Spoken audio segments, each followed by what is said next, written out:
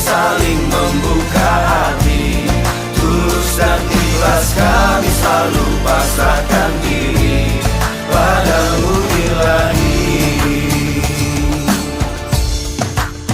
Yo cek, cari musuh di zaman sekarang sangatlah mudah. Ngoceh di sana sini di FB WA nggak sudah hingga tersadar banyak hati yang terluka. Hargai perbedaan, pertikaian sudah hilang. Silaturahmi bukan hanya sekali setahun. Jalin hubungan tebar senyum dengan santun.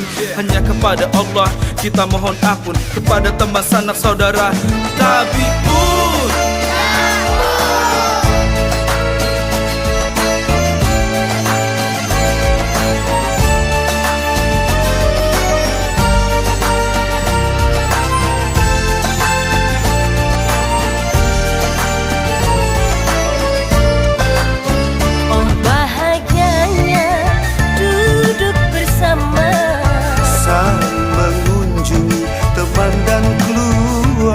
Berbagi suka, berbagi cinta, dengan senyum menghias wajah semua.